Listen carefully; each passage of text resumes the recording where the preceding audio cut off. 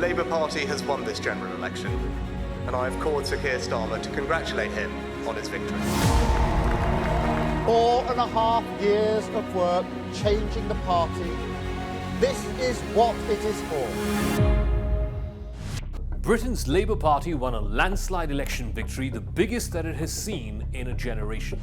The landslide was so comprehensive, it swept the Conservative Party out of power after almost a decade and a half.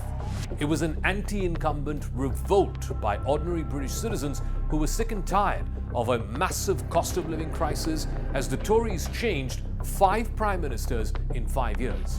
The Labour win is comparable all the way back to 1997 when Tony Blair led New Labour to a thumping win, ending decades of Conservative rule, first under Margaret Thatcher and later under John Major. Today heralds a new era in British politics. The outgoing Prime Minister Rishi Sunak conceded his party's defeat in the early morning hours. He said, and I quote, "The British people have delivered a sobering verdict tonight." Sunak was speaking to his voters from his constituency in the northern part of the country. He then said he had also called Keir Starmer, who is the leader of the Labour Party and the incoming Prime Minister, to congratulate him. He also apologized for the disastrous performance by the Conservative Party. He took personal responsibility for the defeat of his party. I have heard your anger, your disappointment, and I take responsibility for this loss. To all the Conservative candidates and campaigners who worked tirelessly but without success, I'm sorry that we could not deliver what your efforts deserved. It pains me to think how many good colleagues who contributed so much to their communities and our country will now no longer sit in the House of Commons. I thank them for their hard work and their service. At the other end, there were scenes of jubilation at Keir Starmer's constituency. The soon-to-be Prime Minister appeared before a crowd of supporters, promising to rebuild his country. He also added that change begins now. I have just returned from Buckingham Palace, where I accepted an invitation from His Majesty the King to form the next government of this great nation. Starmer began his speech with a big grin, but he turned more serious and somber as he talked about the need to face up to the challenge of rebuilding a broken economy and a broken public health infrastructure. Echoing the speech given by Tony Blair back in 1997 when New Labour won a landslide victory, Starmer said, and I quote, "We ran as a changed Labour Party and we will govern as a changed Labour Party." Labour had won more than 400 seats and the Conservatives just a little over 100. That would be the worst defeat for the Conservatives in the nearly 200-year history of the Conservative Party. While the Labour Party is walking away with a strong majority of seats in Parliament, the overall share of the vote that it captured was just a little over 35%.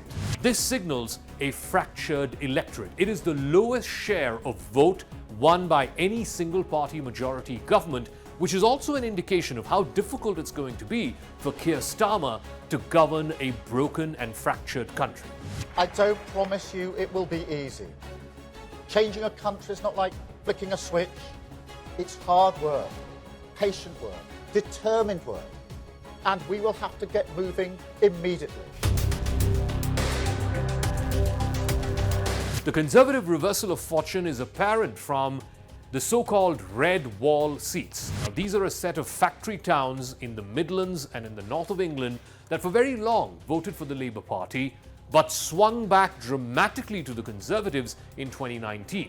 The one-time industrial heartland of England around the Manchester area and further north. This time's results indicate that many of these voters have flocked back to Labour, whose party colour is red. Labour was also helped by a strong performance by a new party, Reform UK. It's an upstart right-wing party which cut into the vote share of the Conservatives. Nigel Farage, who's a supporter of former US President Donald Trump and a known face behind Brexit, he's also one of the best political disruptors in Britain.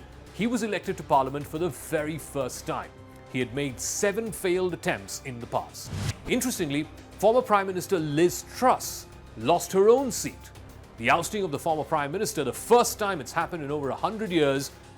The Prime Minister, who was in office for under 2 months, is yet another sign of the scale of the Conservative Party's defeat. It was Truss's plans for unfunded tax cuts and more borrowing which roiled the financial markets.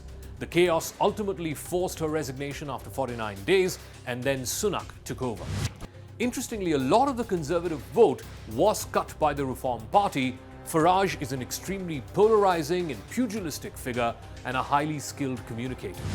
Last time, though, he had helped the Conservatives get to a landslide victory by not running candidates from his Brexit party in many key seats. This election, his plan was different. He wanted to destroy the Tories by poaching much of their vote and then replacing all of that with his own candidates. Believe me, folks, this is just the first step of something that is going to stun all of you. Thank you very much. Britain's current set of problems, including this massive cost of living crisis, the joblessness among young people, can all be traced back to the disastrous Brexit vote in 2016, which was championed by the likes of Nigel Farage. After 8 years of post-Brexit uncertainty, Britons want their next government to address their massive economic woes. In the 2019 election, the Conservative Party's then leader, Boris Johnson, won with a huge margin of over 350 seats. His promise was to finish the unfinished agenda from Britain's exit from the European Union. That unfinished business over the last 5 years has meandered from one crisis to another. The Conservative Party has governed the UK since 2010. They've had as many as 5 different prime ministers in that time. The Conservatives, the Tories, have dominated UK politics for the last decade and a half. It started with David Cameron and ended with Rishi Sunak. In between, there was Theresa May, Boris Johnson, and Liz Truss. After Boris Johnson quit office following the infamous Partygate scandal, where his ministers and his staff threw secret parties in government offices and residences while the rest of the country was locked in during the COVID-19 lockdown, Starmer, who led the Labour Party's campaign, has hailed this verdict as a new age of hope and opportunity for Britain. He has fashioned his politics much like Tony Blair and New Labour, moving the traditionally left union-backed politics of the Labour Party, moving it into a much more centrist space in a bid to try and attract independent voters. So Starmer has promised not to tax the working classes. He has said he will keep the corporate tax at 25% and not increase net migration into the UK. The 61-year-old Starmer is a human rights lawyer, he's a knight, and he has served as a legal advisor to the police in Northern Ireland. He later became England's top prosecutor. The passing of a controversial Rwanda deportation scheme into a law by the previous Sunak government, that seemed to have been the final straw in the Conservative coffin. The immigration policy that was proposed in 2022 by the British government identifies asylum seekers or illegal immigrants and then relocates them to Rwanda for further asylum and resettlement. The policy has been criticized roundly as inhumane by both Labour as well as human rights organizations. Starmer has vowed to scrap the Rwanda law on day one. When Keir Starmer moves into 10 Downing Street, he will inherit a state with public services that have been hobbled by more than a decade of budget cuts and austerity measures. A greater number of British people today live in poverty, according to the United Nations, much more than any other wealthy country on the planet. There are more Britons today on food stamps than before COVID. Real incomes have fallen while the cost of food and housing has skyrocketed. The National Health Services, the NHS, which used to be a thing of pride for most ordinary Britons, today is dealing with a shortage of doctors and healthcare workers. Many of them are frequently either on strike, and a large number of them are simply leaving Britain, going abroad for better pay. Keir Starmer has his work cut out. He will have to hit the ground running.